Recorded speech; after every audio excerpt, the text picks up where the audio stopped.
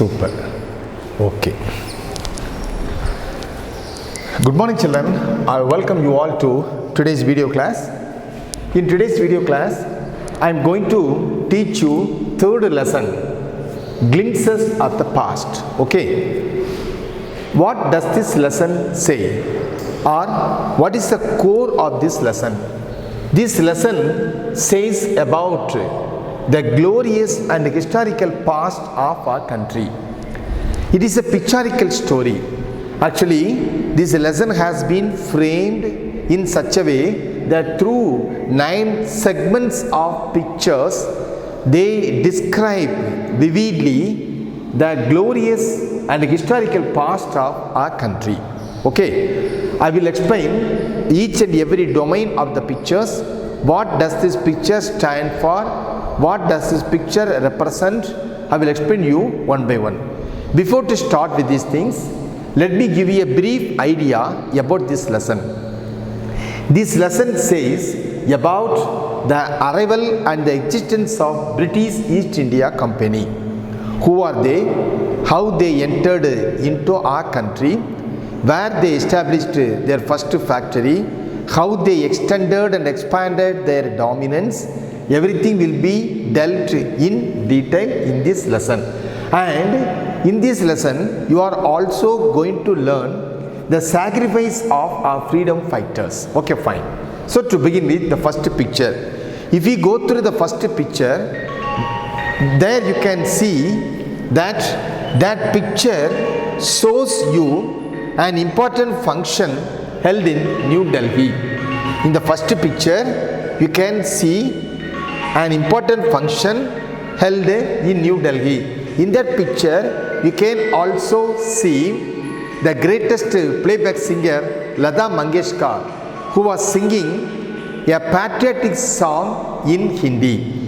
You can also see our national leaders in that picture, Pandit Jawaharlal Nehru, his beloved daughter, Srimati Indira Gandhi, and other freedom fighters. You can see all these great personalities in this picture. So the first picture exhibits the celebration of an important function in New Delhi. Lata Mangeshkar, she was singing a patriotic song in Hindi. Actually, through that song, she recollected the sacrifice done by our freedom fighters. Okay, fine.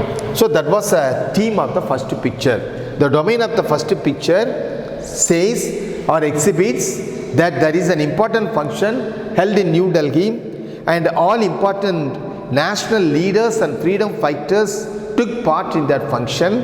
In that function, the greatest playback singer was singing a patriotic song in Hindi, Lata Mangeshkar, and through that song, she recollected all the sacrifice done by our freedom fighters to make our country free from the clutches of British. Okay, fine. Then come to the second picture. In the second picture, you can see the company's conquest. Actually, British East India Company, it was a trading company. They came to India. It was a private trading company run by the shareholders. They established their trade centers all over the world, and they came to India also, and they established some factories nearby the seashore as well as the port. Then they started to produce the commodities, and they sell all the produced or finished commodities in our Indian market. So they came to India as a traders, as a business people. But slowly, what happens? Slowly and gradually, these people extended and expand their dominance. How it happened? Okay. When this company, that is British East India Company, as I told you, it is a private company run by the shareholders.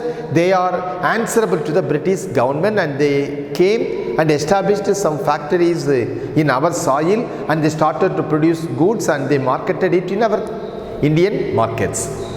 But they sensed and they noticed See the short-sighted attitude of our Indian kings. When they came to India, what happened? India was broken into small states, and each state was ruled by short-sighted princes. What do you mean by short-sighted princes? Short-sighted means they are considering more and more about the immediate benefits. Immediate benefits only they concentrated, but they just ignored the long-term consequences. So India was broken into small states, and each state was ruled by the short-sighted princes. So they noticed the attitude of the princes. They started to extract the attention of the princes. Each prince wants to conquer the nearby kingdom ruled by some other princes. So they took help from the East India Company merchants. They came forward to help our princes to conquer the nearby states. With the help of the British merchants, our princes captured the nearby kingdom, and for helping our princes to capture the nearby kingdom, the merchants of British East India Company got some lands from our princes. There too they established some factories. Slowly, by helping our princes to capture the nearby kingdom, they slowly extended and expanded their dominance and their area, their factories. So, can you understand, children? This is their policy. They adopted the policy of divide and rule. Divide and rule. So, this helped the British East India Company to take over the control slowly from the Indian rulers.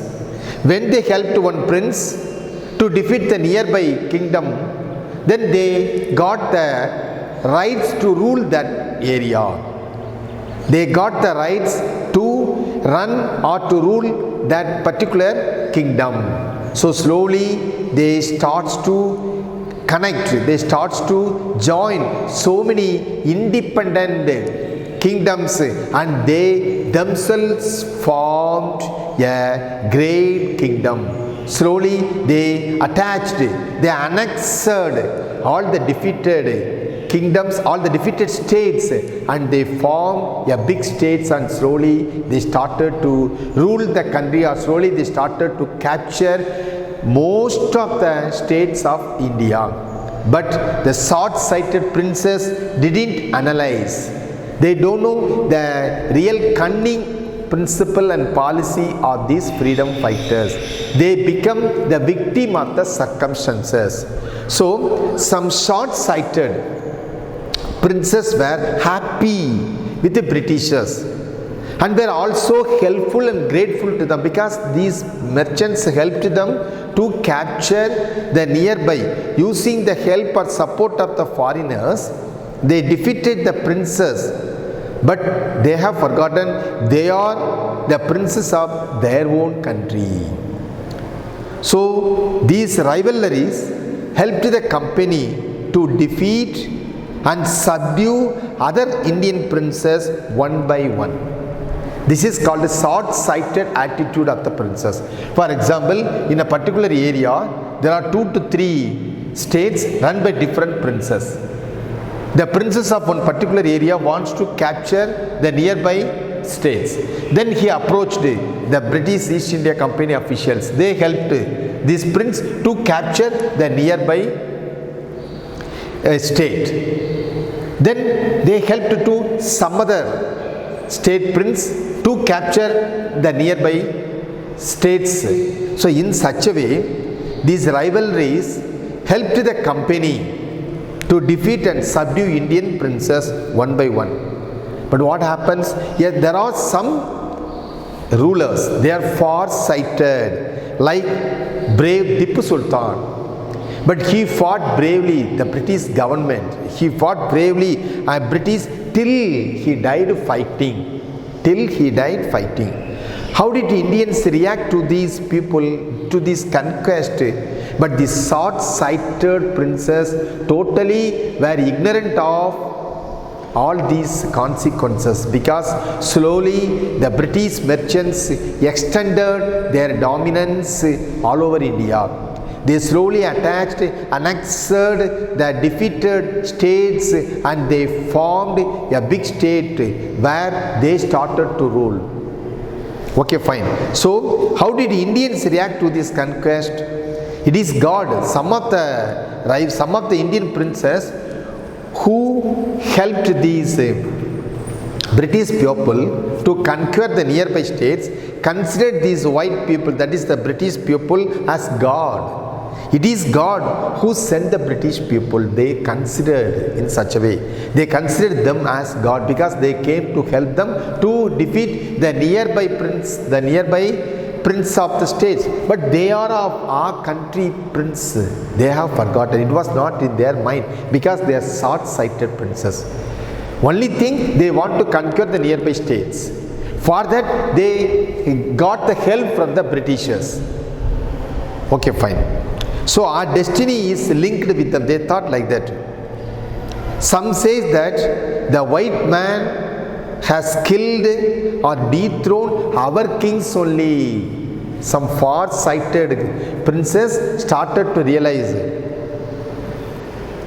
And though some kings were cruel, they are of our own country. Okay, fine. So this is, all these ideas were exhibited or described by the writer through the pictures, that is the company's conquest. So the East India Company came and established their trade centers in India. First they started to produce commodities and they marketed it in Indian market. Their main purpose of arriving India is only to trade their products. But slowly they started to analyze the short-sighted attitude of Indian princes, because at that time, during their entry, India was broken into small states, and each state was ruled by short-sighted princes. So they approached, they needed the help of these British merchants to conquer the nearby states. So they helped them, but they attached the nearby state after the victory with them. So slowly in this way, by following the policy of divide and rule, they captured almost all such small states. So they extended slowly their dominance. Okay, fine. So, but see, some of our short-sighted princes considered these merchants, the people, the officials of the British East India Company, as their well-wishers. But slowly what happened? The white men had killed or dethroned our kings, because they are all kings of our country. It was not realized by our short-sighted princes. That was the only way for the British East India Company to have a strong base in our soil. Okay, third picture. British rule between 1765 to 1836. How the British came into power, how they had a strong base in India. The third picture explains all these things. The year between 1765 and 1836, or from 1765 to 1836. When British came to India for trading purpose, some religious leaders supported, at that time, some religious leaders supported the social evils, and they preached such things such as untouchability and child marriages and inferiority of the woman. So the religious leaders, they were short-sighted people. They have more and strong belief on their religion.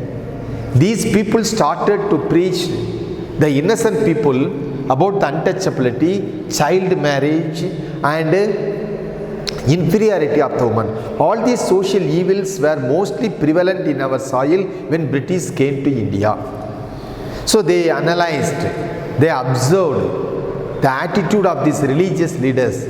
So they started to grab slowly the mindset of the people. How untouchability? What do you mean by untouchability? Untouchability refers to the practice of excluding or avoiding a minority group of people to mix with the superiority, or the people belonging to superior caste. So segregating them from the mainstream. Segregating a particular group, a particular people belong to a particular caste from the mainstream is called untouchability. People belonging to some caste are considered as untouchables. They are not allowed to go and mix with other peoples. They were not allowed to come near to those who considered themselves as superior. Okay, so they were not allowed in temples, they were not allowed to move with these people, they were not allowed to come and take part in the social functions. They have to live in a particular region which has been allotted for them. They cannot get water from the common place. They cannot come to the common place to get the things. So in such a way, they were discriminated. This is called untouchability. In India, the sons of Indian soil, they are also Indian citizens, but they were ignored. They were not allowed in temples, parks, workshops, in all other common places, because they belong to lower community or caste. That is called the untouchability. They were not allowed to touch others. They were not allowed to mix with others. They were discriminated. They were neglected. They were deprived of basic rights. This attitude and mentality of the people were promoted by some religious leaders. So the British people took all these attitude of the people for their advantage. So they analyzed, they studied the mindset of our Indians. So using that, they started slowly to extend their power. They helped these untouchables, and slowly they started to dominate. Okay, fine. Then another social evil. What was another social evil? Child marriage. How it happened? In those days, women were considered as a root cause of all evil. Women were considered as a root cause of all evils. Therefore, what they thought, so the problems of poverty and miseries are happening just because of the women. So girls are forced to go for marriage at their young age. So they want to get them married at their young age. So the girls are forced to go for marriage at their teenage or young age. So it leads to child marriage. That is another social evil. But these practices were not only done but also promoted by some religious leaders. They were the root cause. And the religious leaders also preached. What they preached? They did not allow our Indian merchants, traders to cross the lands. These people who cross the sea, they didn't allow. Once if they cross the sea, means they will no longer belong to their religion. They will no longer belong to that religion once if they cross the ocean or seas. They considered it in such a way. So the truth was, what was the real truth? Indians had lost their identity, self-respect. The whites started to hate it and disbelieved them. And apart from these things, the British people, the British merchants, levied heavy taxes on the poor farmers. Our poor farmers are asked to pay more and more taxes for their products, for using the land. Once if they failed to pay the taxes, means they were threatened by the British officials to take legal action against them. So they threatened Indian farmers to put into jail, prison, send them to jail if they didn't pay their interest arrears, tax arrears. And more than that, to destroy Indian cottage industries, British government followed another one. They imported the finished or manufactured products which were done by the machines in the British factories were brought to India without any import taxes. So the British sellers, traders sold all such machine made products in India at the lowest prices. So Indians have lost their market, because in India most of the products are made by using the hand looms, not power looms. So British East India Company destroyed the Indian industries. So they ruined small business and artisans. Do you know one thing, children? Inevitably during such periods, famine broke out between 1822 and 1836. Nearly 15 lakhs people were killed. 15 lakh Indians were died due to this starvation. Let me sum up. When British came to India, at that time the orthodox beliefs and conservative beliefs were prevalent in Indian society, and the religious leaders were responsible for such things, for happening of such things. They preached the people to follow the untouchability. They encouraged the untouchability. They encouraged the child marriage. They encouraged the inferiority of women. So due to this untouchability, people belonging to a particular caste or community were totally deprived of their basic rights. They were just ignored and they were discriminated. They were not allowed to come and mix with the people. So it was a great injustice done to some people. And then child marriage. And in those days, people considered women were the root cause for all problems and social evils. Therefore, they forced the women to go for marriage at their teenage. This leads to child marriage. This is another social evil. And then they also considered not to Indian traders should not cross the sea. If they cross means, if they cross India through the war, making travel, seas travel or voyage is against their religion. They no more belong to that particular religion.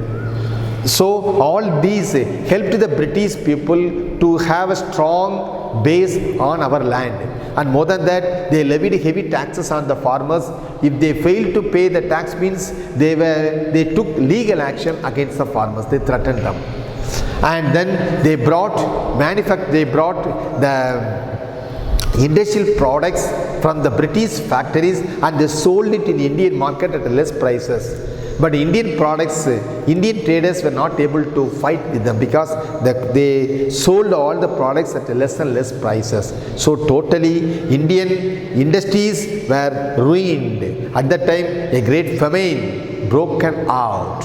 So nearly 50 lakhs people, not one or two, nearly 15 lakhs people were killed. 50 lakhs people actually died when the famine broke out.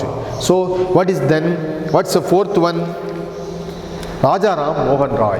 How Rajaram Mohan Roy, a social reformer, came into pictures, that we will see in the next day. Okay children, next, Rajaram Mohan Roy. You know that he is a social reformer, a well-educated, he is from a well-educated family and he was from West Bengal. When these orthodox belief and conservative beliefs were prevalent all over India, social reformers like Rajaram Mohan Roy came up and they started to teach these people to give up just these orthodox beliefs and they wanted them to come out of such a blind beliefs. Then only they themselves can rule. So in such a way, Rajaram Mohan Roy, actually he was a best social reformer and then he also started many reform measures in India. He advocated many of his principles which were advocated by Rajaram Mohan Roy were highly moral values. He advocated the Indians must not first consider themselves as inferiors. He thought of people. He advocated, he preached our Indians, don't think yourself as inferiors. You are not inferior to others. He also wanted our Indians to consider themselves as superiors, because that is generally called inferiority complex. You can find such attitude here and there, now and then, amidst some students. They themselves feel that how can I do these things? I am not so much intelligent or brilliant to carry on these works, to complete these projects. They will think like that, but they are not supposed to think like that. So Rajaram Mohan Roy, a great social reformer, he advocated the Indian people don't feel inferiors. Don't feel like that. You are superiors. You have all experiences you have gained so many things, and you are quite possible to do many things in the world, and he also made them to remember the ancient culture of our India, and he also made them to realize they were born to achieve in the world. He also told them, he also narrated them the greatest Indian traditional culture. He believed that our ancient culture was so great, he wanted the people to believe, and the people were destined for great achievements. He made them to realize you are born in the world to achieve so many things, so don't feel you are inferior. He advocated the people in such a way, and according to him, the first step he wants to is to uproot all superstitious or orthodox beliefs. So that such things starts to dominate our people's attitude. They developed such orthodox beliefs in their mind, superstitious beliefs. So Rajaram Mohan Roy, he wants the people to come out of such things. He wants to uproot all such orthodox beliefs, because he also wants them to think in a modern way, in a scientific way. He also preached, see, the cows are of different colors. You can see different color cows. But what's the color of the milk? Though the cows are of different colors, the milk is white. In the same way, the religions may be different, but the doctrines, all different religions may have different opinions, doctrines, principles, but the essence of each religion is the same. Each religion wants the people to go or to travel in the right track only. So he made the people to understand this concept. Rajaram Mohan Roy, as a social reformer, he wants the people to understand. He wants to uproot the social evils, orthodox belief and conservative ideas. He wants the people to come out of such domains. He wants them not to feel inferior. He told them they were born to achieve. They were given so many skills by nature. Naturally, they have everything what a man is supposed to have to achieve in the world. So he made them to realize. He also understood the importance of science and modern technology. He also advocated such things to our people. He started a newspaper through which he wants to talk to the people. He conveyed his ideas, modern ideas, to the people. He wants the people to get all such ideas through the newspaper. But the British people, what they did, do you know, children? They stopped them in 1823. And he crossed the sea and he reached England to see what made the British people so powerful. Actually, they came to India as traders. But understanding or sensing the orthodox attitude and belief of the people only, they have got more power, and they established a strong base in India just because of their attitude. So as a social reformer, Rajaram Mohan Roy wants to know which made the British people more powerful. So he agreed to the British as rulers, but he requested them they must remember the responsibilities of a ruler towards their subjects. Okay, fine. So this is what the fourth picture taught us. So the fourth picture reveals the work done by as a social reformer by Rajaram Mohan Roy. He was from Bengal. The year between 1772 to 1833, he taught and advocated so many things to our people. He wants Indians not to feel inferior. He wants every Indian to feel as superior to other people of the world, and he also wants them to remember, to recall the ancient and traditional culture of our country. So he also advocated them, you are born to achieve, you are born to achieve many good things and great achievements. You are destined for great achievements. He made them to realize their powers. He made them to realize their potentiality. Okay, and then he wants them to uproot all orthodox and conservative ideas and beliefs. Then he preached them so many things. He also preached them all religions. He wants them to see equally all religions and their doctrines, because they thought only the right track to the people. So he considered all religions are equal. There is no discrimination among or between the principles of all religions. He crossed the sea and he reached the England, and he requested the rulers, the British rulers, to consider the basic needs of our people. That was the greatest and wonderful job done by social reformer, the Raja Ram Mohan Roy. Okay, fifth picture, oppression, subdued between 1765 and 1855. So there was a resolution. So the British government continued to find new ways and means for what? To bring misery and sufferings to Indians. They want to keep Indians as a slave to them. How can they execute such things? So they found out new ways. The British continued to suppress and oppress Indians. In 1888, they passed a resolution. According to the resolution, any legal actions can be taken against Indians. They need not to go to the court of law. So they passed a resolution under which an Indian could be jailed, could be put into prison without any proper trial in the court. But before you have made a person to accuse, he has to be taken to the court, and there should be a proper trial. Then the court, the judge only should declare whether he is an innocent or criminal. But in those days, the British people passed a resolution. According to that resolution, Indian could be jailed without proper trial in the court. That was a great injustice done to Indians. So the British officers in India drew, and more than that, another discrimination, the same work done by British people and by an Indian, but the British officers in India are getting high salary, huge salary, and also made fortunes to private business also. But all such things were completely denied for Indians just because of he is an Indian. And more than that, another way how they subdued Indians, suppressed.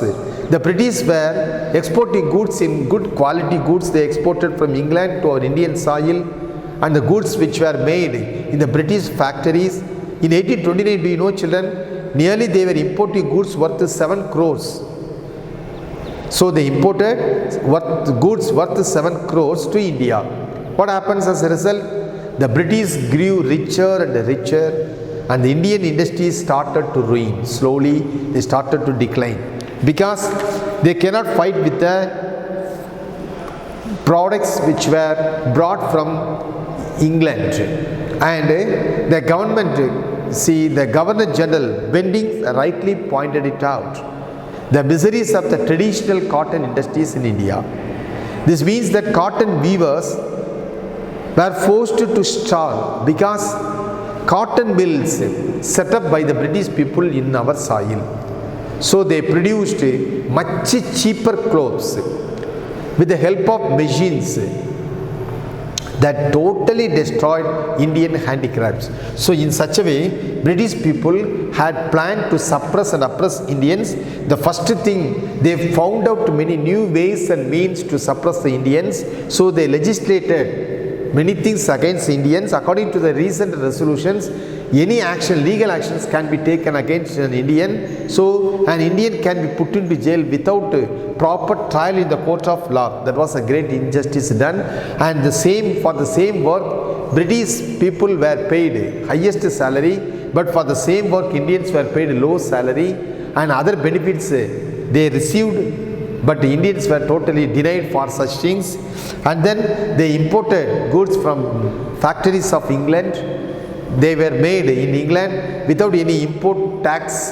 They were just imported in India, and they were sold in Indian markets at the lowest prices. So Indian products were not cannot find good place or can be marketed. So the Indian traders cannot fight with the British traders, because the cotton weavers were forced to starve. The cotton seam, the mills were set up also by British people in India. So they produced much cheaper cloth with the help of machines. With them, Indian products were not able to fight with. Okay, fine. Next, so all these things were clearly expressed by this picture oppression between 1765 to 1855. What's the next picture says? Dissatisfaction. Here also you can see some pictures, some collection of pictures, the things which happened between 1835 and 56. Language chauvinism. Indians were taught in those days Persians and Sanskrit. But in 1835, a British officer by name Macaulay, he recommended the teaching of English. So he slowly introduced English. In those days, Indians were taught Sanskrit and Persians. So they cannot communicate with the Indian people. And Indians too cannot communicate with the English people. So finally, a British reformer made it compulsory, made it mandatory that English must be taught to Indian children in the schools and the college and at all levels. So they started to teach English. And slowly all our Indian languages were started to ruin one by one. So these English, when they started to teach English education produced some particular set of peoples. They became so skilled, they were considered as skills because they knew English. They know how to communicate with the English people. So they were given unimportant clerical tasks and administrative duties like answering the phone, typing the documents were given to Indians. Those peoples were also taught English. It also produced a set of new generation of masterminds. So they said that Indian must learn English. So Indians were forced to learn English. Otherwise, they will lose their employment opportunities. They were not given any employment opportunities. If they want to work in factory or if they want to go for any employment opportunities, they want to attend, means they should learn English. So they should improve their economic conditions. No other way. For to improve or for their existence, for their survival in India, in our mother country, in our own country, for our own survival, we have to learn the foreign language. They created that situation. Because those who learned English were paid well and they were given first preference in the factories, in other, though they were given clerical jobs, unimportant jobs only were given to Indians. That too were given only after learning English. So they made it mandatory. To learn English was made mandatory. So they were given unimportant clerical tasks.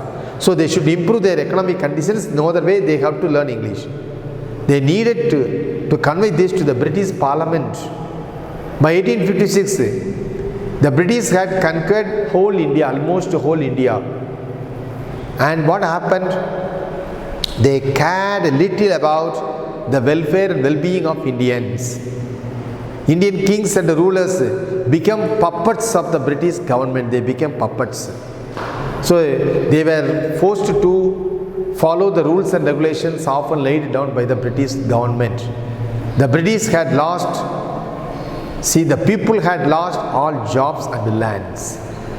Even if they want to survive in India, they have to communicate with the British officials only in English. So they felt the need to drive the white man out of our land. That was felt by all the people. So when in our own land, learning the things in our own mother tongue were completely denied by the British people. That was a great injustice done to our people. If you want to learn, learning other languages is well and good. It's really an appreciable one. But first thing, from your childhood, you have to learn your mother tongue. Mother tongue only will help you to express your thoughts in the nicest way. But that was denied. So the British reformers, language philologists advocated to teach English to teach English in Indian schools and colleges in other universities. So learning English has been made mandatory. And only those people who has been good in English were given job preference in jobs and other occupations. So what happens? A new generation was formed. Even after learning English, they were given unimportant jobs, clerical tasks and administration duties like answering the phone call, typing the documents like that. So it produced a set of new generation of masterminds. So the British people were given good jobs and paid good salary. So Indians were forced to learn English. In such a way, they created a situation. Indians became victim of the circumstances. They conveyed this message to the British rulers, but they least bothered. They didn't consider the welfare of the Indians. So by 1850s, the British has conquered almost the whole India. So they totally ignored the welfare of our Indians. They felt the need to drive the white man out. Then the Sparks, 1855-57. See how the people started to realize the dominance of British people. The ever increasing taxes levied on the peasants, farmers, worsened their financial situations. They were not in a position to pay the taxes. Heavy taxes were imposed. In Bengal, what happens? Sandals, a particular group of people, they belong to a particular caste and community. They in Bengal, they have lost totally their lands. Under new land rules, they became desperate. So the Sandals rose against the British government and they revolted in 1855. And they killed many Europeans. And all those were supported the British people also. So the first spark sparked in West Bengal, because there a particular group of people were forced to leave their lands. They have lost their lands under new land reform rules. So they became very desperate. No other way they want to survive in the world. In our own country, the foreigners came and they captured all the lands from our people. So they rebelled against the British people and they killed many British officials. It started in 1855. So they killed many Europeans and all those who supported the European also. And second, the people, those who are working in East India Company, were highly dissatisfied too. The fact that the Englishmen were given good salary, they were provided with rent-free houses, mansion, and other help also they get if they belong to Britain. But they gave Indians only inadequate pay and slow promotions. It made them to rise against the Britain, to rise against the British government. They felt bad. Why? Because the Britishers urged them to move out of their land. They want to cross the sea and work for them, which was even against their religion. That was another spark. They were motivated to drive the Britishers out. Then they decided. And then in the army, the great injustice was done. An Indian soldier who worked in British army, Mangal Pandey, you know that, violently attacked British regiments. But later he was executed. Thousands of others were also put in jail. Why it happened? Because our soldiers were told that the bullet, in the army they have to use the bullet in the gun. The bullet was coated with a grease made of cow and pig fat. So it was coated with a grease which was made of cow and pig fat. They have to remove the coat, then only they have to use it in the bullet. So people, the Indian soldiers, raised their voice against this indiscrimination, because cows were worshipped by the Hindu people, and the pig was the fat of pigs was hated by some other peoples belonging to some other religions. So totally all joined together. And they were not ready to use such bullets which were coated with such a grease made of cow and pig fat. So the message was sent to each home in every village to get ready for such a great revolt. So the nation stood against the British rule.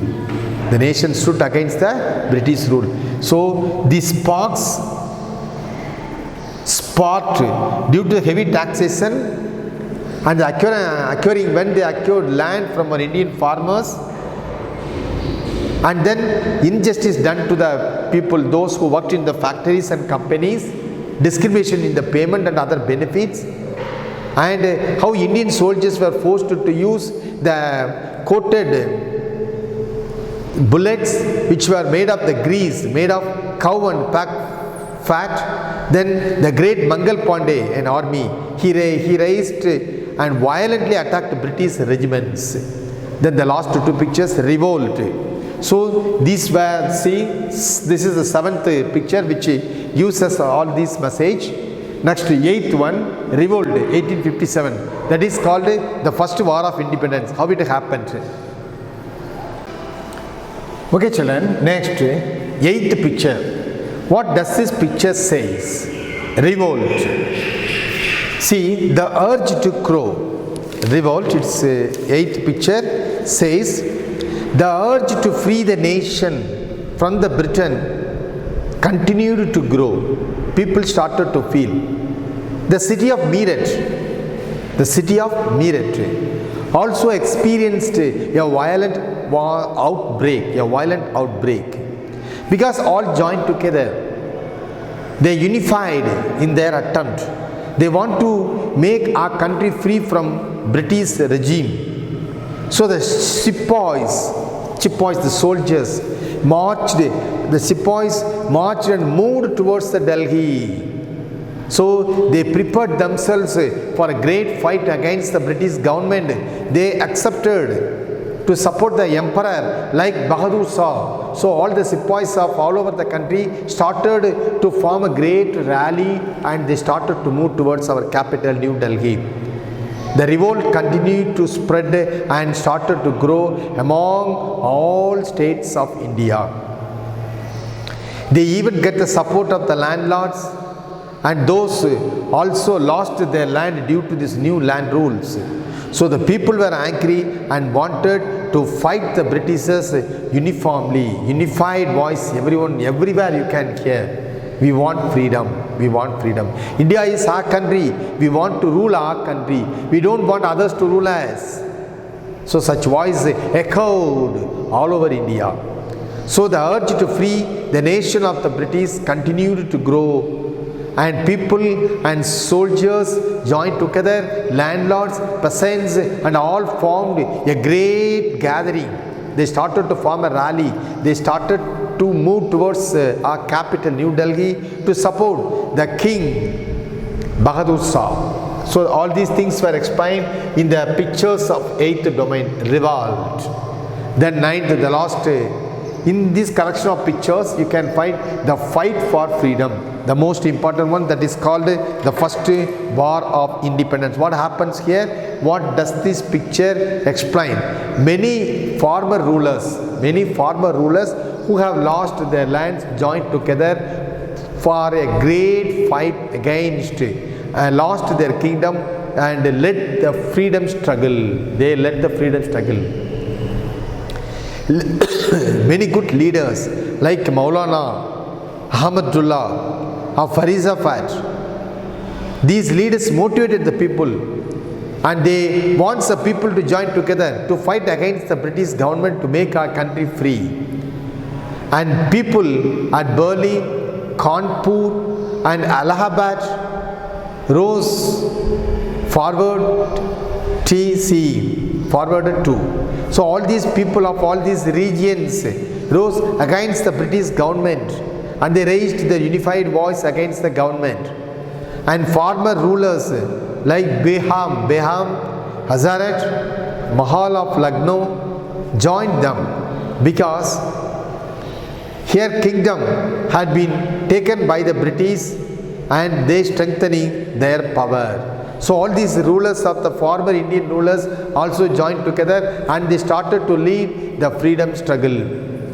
Entire North India came together in large numbers to fight against the British. Azimullah Khan, Tandya Dobe showed how Peshawar, Mangal Pandey and Sahib, Nana Sahib, Peshawar and Nana Sahib as the leader in the war of independence. So all North Indians came together. The entire North India came together in large number to fight against the British people under the leaders of Azimullah Khan, Tandya Dobe, and then Peshawar Nana Sahib. This marked the beginning of India's first war of independence. It was also considered. In this revolt, what happens against the British? 8-year-old Kanwar Singh of Bihar was hit by a bullet in his wrist, but which he dedicated to Mother Ganga as an offering. Such was a great things which were talked later by the people. So, look at children, in the last the fight for freedom, all the former rulers who have lost their lands started to lead the freedom struggle, and many good great leaders joined together and they motivated people to free the country from British rule. People of North India came, and entire North India came together in large numbers to fight against the British, and former rulers also joined together, and then Azimullah Khan, Tandya Dobe and Peshawar Nana Sahib all started to lead the freedom struggle. So this was a great beginning of the first freedom struggle. Okay, fine children. So let me sum up. See here, it is a picture story. In this picture story, they have given 9 different domains of the pictures. Through that pictures, the writer wants to establish the old and past heritage of India. How we became slaves to India, how we became slaves to the British government, how they came to India, how they established their strong base on India, what were the things which made them to get more power in India. All these things were greatly explained through all these 9 segments of the pictures. I hope children, all of you have understood well. See, once again, you just go through the pictures what have been given in your text. I have clearly explained the words which were given in the pictures. Once again, if you go through the pictures means you can easily understand the things well. Thereafter, even if you have any doubts, you can clarify it later. And then following this recorded video, evening between 2 to 3, you have online video classes also. So without fail, you just watch that also. So it will help you also to understand this lesson well. Thank you children. Have a nice day.